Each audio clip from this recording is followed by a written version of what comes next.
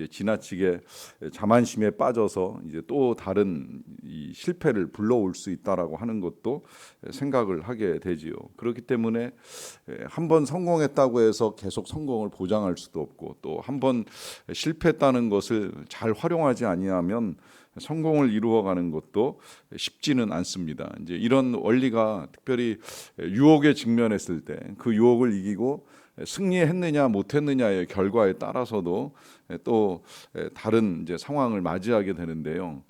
어떻게 보면 다윗은 먼저 이 사울을 죽일 수 있는 기회에 그 유혹을 물리치고 하나님께서 기름 부으신 자를 살려두고 이 사울과의 화해를 이루는데 성공을 한 것처럼 보입니다. 그런데 그런 그에게 다시금 유혹이 찾아왔지요. 그 유혹은 나발의 실수였고, 그 실수 앞에서는 이 나발을 그냥 둘 수 없다라고 하는 이 나름의 판단과 결정을 하고 이제 그를 죽이려고 하였던 것입니다. 그런데 이것을 하나님께서 아비가일이라고 하는 지혜로운 여인을 통해서 다윗이 악을 행하거나 이제 보복하는 일을 멈추게 해 주셨는데요.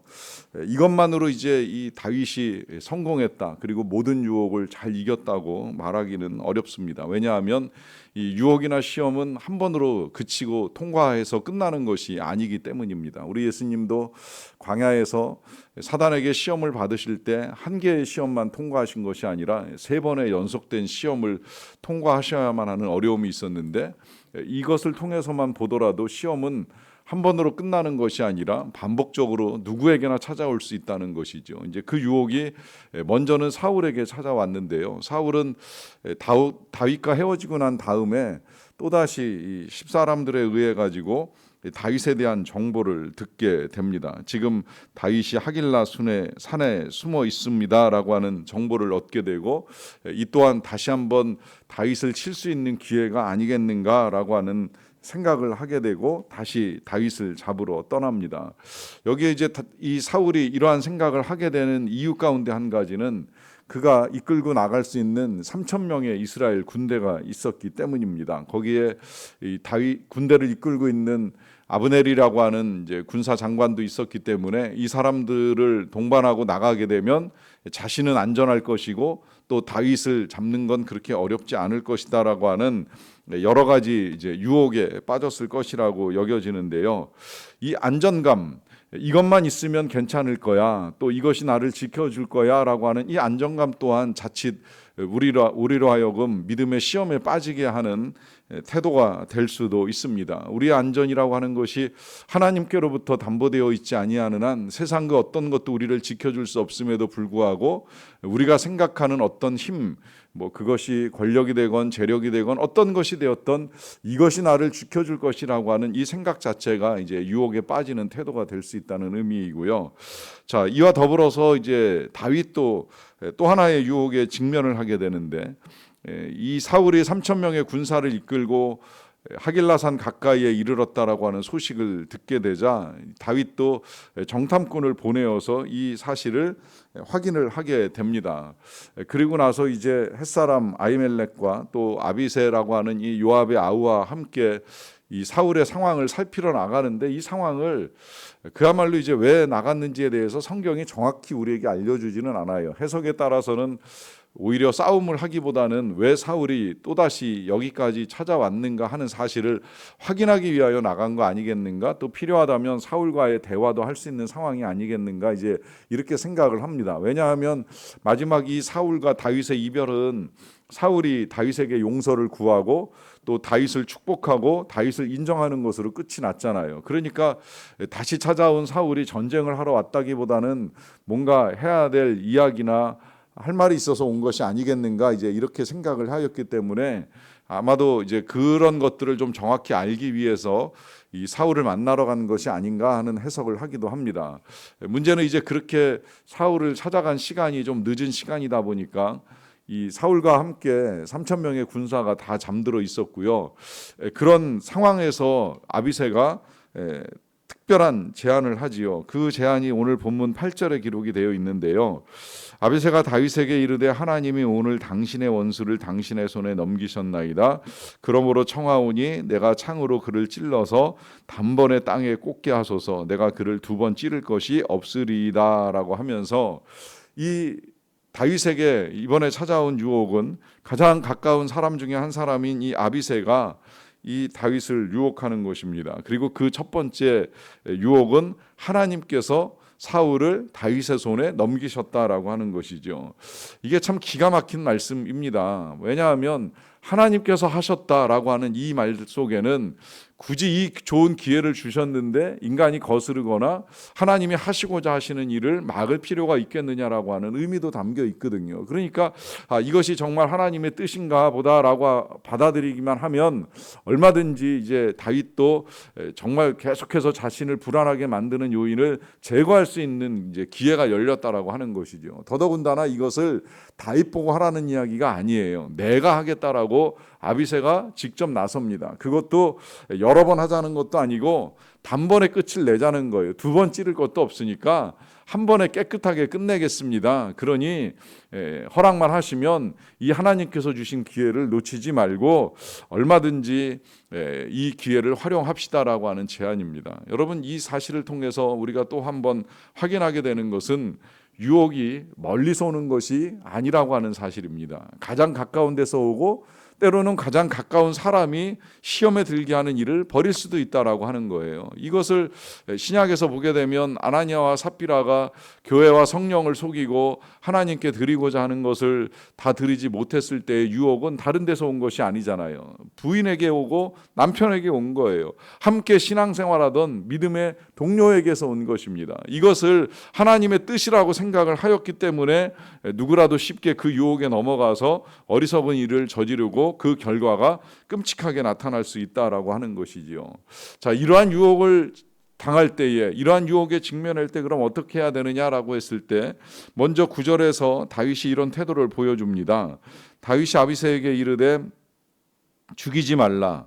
누구든지 손을 들어 여호와의 기름 부음 받은 자를 치면 죄가 없겠느냐라고 하면서 이 일을 허락하지 아니합니다. 절대 해서는 안 된다고 하면서 여전히 동일한 원리를 제시합니다. 그것은 여호와의 기름 부음 받은 자를 치면 죄가 없지 않다라고 하는 사실. 이것은 이미 일전에도 동굴에서 이 사울을 살려둘 때 가졌던 생각이고 그 생각은 변함이 없습니다. 여기에 이제 우리가 늘 말씀을 듣고 말씀 속에서 우리에게 가르쳐 주시는 하나님의 삶의 방식을 우리가 알아야 하는 이유가 있는 것이지요. 상황은 달라질 수 있을지 모르겠지만 또 기회가 여러 번 우리에게 찾아온다고 생각할 수 있을지 모르겠지만 그러나 그 모든 상황과 기회 속에서 변함없는 건 하나님의 말씀이고 성서의 원리입니다. 그 원리에 따라 지금 다윗은 똑같은 법칙으로 이 아비새의 범죄를 막아서고 있습니다. 더 나아가서 10절에서는 이런 말도 하는데요. 다윗이 또 이르되 여호와께서 살아계심을 두고 맹세하노니 여호와께서 그를 치시리니 혹은 죽을 날이 이르거나 또는 전장에 나가서 망하리라 라고 하면서 하나님께서 하시는 일에 이 모든 것들을 의탁을 합니다.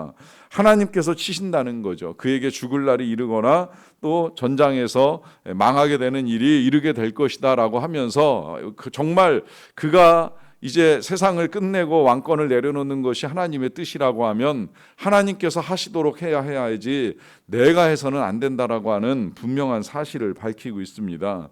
왜 이런 말을 할까요? 그리고 다윗은 왜 이런 말을 할 수 있게 되었을까요? 그는 바로 우리가 어제 읽었던 사건 속에서 실제로 이 모든 일을 경험했기 때문입니다. 그는 자기 손으로 나발을 치기 위하여 달려가던 사람이었습니다. 그리고 그것을 그의 아내였던 아비가일이 막아섰을 때에 그것을 하나님이 하셨다고 생각은 했지만 남아있는 문제가 있었잖아요. 그 문제는 아직 원수를 치지 못한 문제입니다. 나발을 해하지 못한 문제를 가지고 있었어요. 그런데 나중에 돌아오고 나서 보니까 열흘도 안 돼서 나발이 하나님이 치시기에 그가 결국은 죽고 그의 아내가 이 다윗의 아내가 되는 일을 실제로 이제 경험을 했잖아요. 여기서 다윗은 분명하게 알게 된 거예요. 내가 보복하지 않을지라도 내가 해하지 않을지라도 그의 범죄에 대한 심판은 하나님을 통해서 이루어진다라고 하는 정확한 사실을 알았기 때문입니다. 그렇기 때문에 하나님께서 금하시는 이 사실에 대해서 자신이 손댈 일이 아니라 생각을 하고 이제는 왕의 창과 이제 물병만을 가지고 돌아옵니다. 이 창과 물병을 가지고 오는 것은 이 다윗이 이 사울에게 다녀간 증거가 될 뿐만이 아니라 또한 다윗을 죽이지 않고 이제 살려낸 증거까지 되는데요. 이러한 사실을 통하여서 이제 우리는 사울이든지 다윗이든지 겪었던 유혹에 있어서는 큰 차이가 나지 않는다고 생각을 합니다. 더더군다나 해석도 차이가 안 나요. 해석에 있어서는 사울이나 다윗이나 똑같이 하나님께서 하신다는 표현을 사용을 합니다. 사울은 이 기회를 하나님이 주셨다고 생각을 하고요. 또 다윗도 아비새에게 똑같이 이것은 하나님께서 주신 기회다라고 하는 말을 들었습니다. 문제는 이런 유혹은 누구나 당할 수 있는 것이라고 하는 것이 틀림이 없지만 그 상황 속에서 우리가 어떻게 분별을 하느냐라고 하는 것이죠. 유혹은 똑같지만 이 유혹 앞에 태도는 달라집니다. 그 달라지는 이유는 그 유혹받는 상황을 어떻게 분별하느냐라고 하는 것에 달려 있는데요. 여러분, 이 분별의 원리가 어디 있겠습니까? 이 분별의 원리는 지금 이 문제만 놓고 보면 죽이느냐 살리느냐의 문제입니다. 사울은 죽이는 길을 선택을 했고 다윗은 살리는 길을 선택을 했어요. 굉장히 중요합니다. 멸할 것이냐 살릴 것이냐, 사망의 길을 택할 것이냐 생명의 길을 택할 것이냐, 이것이 이제 분별의 가장 중요한 원리이고요. 이것을 조금 더 바꾸어서 이제 한 가지 원리를 더 우리가 이해하자면 그것은 평안의 길을 택할 것이냐 불안의 길을 택할 것이냐라고 하는 것입니다. 여러분, 사람을 해한다라고 하는 것은 이것이 나를 위한 것처럼 보이지만 끝내는 사람을 불안으로 몰아넣는 아주 악한 일이 돼버리고 맙니다. 그렇지만 살려두는 일은 궁극적으로는 살려낸 사람에게 있어서는 평안을 가져다주는 하나님의 선한 일이 됩니다. 여러분, 한번 힘들고 답답하다고 해서 우리가 선택한 것이 불안을 초래할 일을 해야 될 필요는 없습니다. 좀 힘들더라도 평안을 선택하고 선한 길을 선택하다 보면 그 모든 나머지는 하나님의 손에서 하나님께서 이루어 가시는 것을 볼 수가 있습니다. 오늘 우리는 그 손 못자국 만져라라고 하는 찬송을 불렀는데요. 저는 이 찬송을 처음 부르고 배울 때부터 지금까지 오늘도 다시 부르기로 결정을 하면서 늘 의아한 마음을 가지고 이 찬송을 부릅니다. 의아하다고 말씀을 드리는 건 찬송가의 가사에는 수없이 그 손의 못자국을 만지라고 말씀을 하는데 어떻게 만지지? 어떻게 그 손을 만질 수 있지? 그것도 한 번, 두 번 아니라 계속해서 만지라고 하는 건 왜 그럴까 하는 생각을 하게 되는 것이지요. 왜 그 손의 못자국을 만지라 할까요? 그 손은 주님의 손입니다. 그리고 못자국은 주님께서 십자가에서 박히신 자리입니다. 이것을 만지라고 하는 이유는 여러 가지가 있겠습니다만은 가사에 나와 있는 대로 여러 가지 우리의 상황들에 따라 주님의 손을 만지는 건 틀림이 없지만 특별히 오늘 본문과 함께 이 찬송을 부른 이유가 있지요. 그것은 그 손은 그 억울하고 답답한 일을 겪을 때에 심지어 그 억울하고 답답한 상황에서 죽음에 처할 때에도 주님은 모든 걸 하나님께 맡기고 죽음을 맞이하셨습니다. 그리고 그 주님은 부활을 통해서 하나님의 승리, 다시 말하면 우리 예수님의 승리를 분명히 우리에게 보여주셨습니다. 사망이 끝도 아니고 십자가가 끝도 아니고 우리에게는 하나님께서 우리를 위하여 예비하고 계신 부활과 영생, 이것을 통해서 하나님의 심판이 어떻게 이루어지는가라고 하는 사실을 분명하게 알려주셨기 때문입니다. 그래서 오늘도 우리는 그 손 못자국을 만지면서 모든 것을 하나님께 의탁을 합니다. 그래서 우리 하나님께서 이루어 가시는 평안, 우리 하나님이 우리에게 허락하시는 생명, 하나님께서 이루어 가시는 선한 일을 경험하게 될 것입니다. 이 경험이 저와 여러분들에게서 일어날 수 있게 되기를 주님의 이름으로 간절히 축원합니다. 기도하겠습니다. 주님, 감사합니다. 오늘도 우리가 주님의 손바닥을 만집니다. 우리를 위하여 찔리신 못자국으로 인한 그 손바닥을 만지며 이 하루를 시작을 합니다. 하나님, 때때로 우리도 주님처럼, 주님만큼은 아닐지라도 세상에서 답답하고 억울한 일들을 겪으면서 이 일을 어떻게 우리가 풀어가야 될지, 때로는 보복하고 싶은 마음도 들고 해하고 싶은 마음도 들 때가 있었음을 고백합니다. 그런데 그럴수록 그 손 못자국 만지라 하시는 말씀을 통하여 왜 우리가 그러해야 하는지 말씀을 통해서 깨닫게 하여 주신 은혜를 감사드리옵나이다. 주님의 뜻에 따라 모든 것을 주님께 맡기며 나아갑니다. 우리의 상황, 우리의 형편, 우리의 처지를 누구보다 잘 아시오니 하나님께서 헤아려 주시고 하나님께서 은혜를 내려 주시고 하나님이 능력 가운데 도와주시기를 원합니다. 그래서 지금은 답을 할 수 없지만 이 모든 상황과 환경 속에서 합력하여 선을 이루어 가시는 하나님의 뜻을 볼 수 있는 우리 모두가 되게 하여 주시옵소서. 오늘도 그렇게 하나님께 맡기고자 하는 믿음을 가지고 하나님 앞에 나와 기도를 드리며 하루를 시작하는 모든 주의 백성들의 간구와 기도를 들으시고 응답하여 주시옵소서. 특별히 환우를 향한 치료를 하나님께 맡겨드리옵나니 은혜와 능력 가운데 고쳐주시고 건강한 몸으로 일상을 이루어가기에 어려움이 없도록 도와주시기를 원합니다.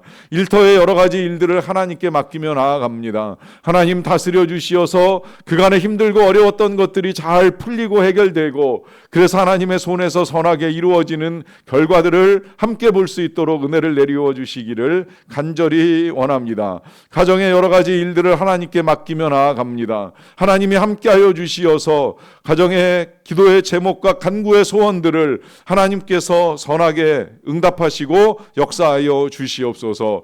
교회의 여러 가지 일들도 하나님께 맡기며 나아갑니다. 하나님, 교회도 여러 가지 어려움들 가운데서 하나님이 주시는 은혜와 능력들을 더욱 풍성하게 체험하며 나아갈 수 있게 되기를 원하옵나니 이 모든 일들을 통해 주님 이름 높임 받으시옵소서. 특별히 우리 선교사님들의 어려운 형편과 사정도 헤아려 주시고 그 모든 어려움들 속에서 하나님께 맡기고 나아가는 사역들마다 주님을 통하여 정말 선한 열매와 풍성한 구원의 결실을 거둘 수 있도록 은혜를 내리워 주시옵소서. 감사드리옵고 예수님의 이름으로 기도하옵나이다. 아멘.